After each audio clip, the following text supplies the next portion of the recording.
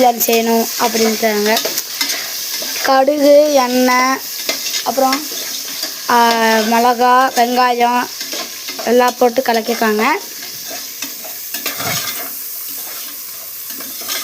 தூள் போட்டுக்கோங்க. கல்லுப்பு 2 ஸ்பூன் கல்லுப்பு ஆட் பண்ணிக்கோங்க.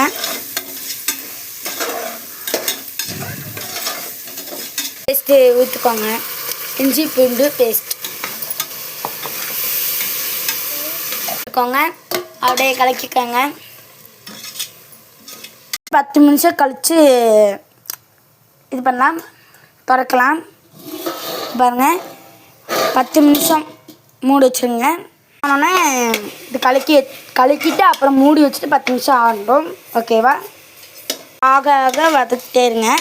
பீன்ஸு, கேரட்டு, பட்டாணி எல்லாம் போட்டுட்டு நல்லா சால்ட் பண்ணிக்கோங்க. போட்டுக்கோங்க.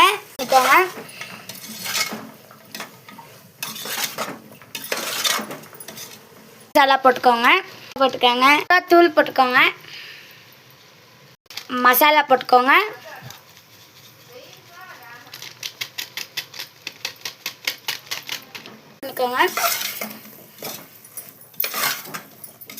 போட்டு காளான் போட்டு மட்டன் மசாலா போட்டு அப்படியே கலக்கிக்கோங்க.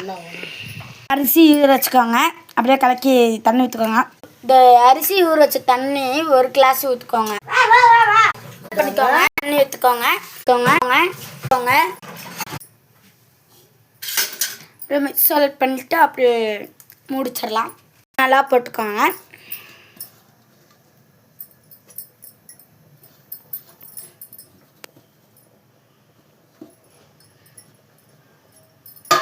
பண்ணிக்கோங்க.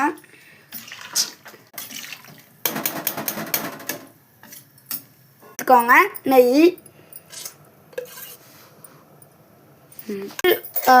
ஆகணும். ஆனாலும் குக்கர் போட்டு எல்லாம் போட்டு 2 நிமிஷம் ஆனோன்னே பார்க்கலாம். ஓகே, ரெடி பண்ணிட்டோம். தயிர், வெங்காயம் சின்னமாக கட் பண்ணிவிட்டு அப்படியே உப்பு போட்டு அப்படியே தயிர் விட்டுக்கலாம். அப்படியே கலக்கிக்கோங்க. கொஞ்சம் நேரம் ஊற வச்சோம்னா அழகாக வந்துடும். ஓகேவா?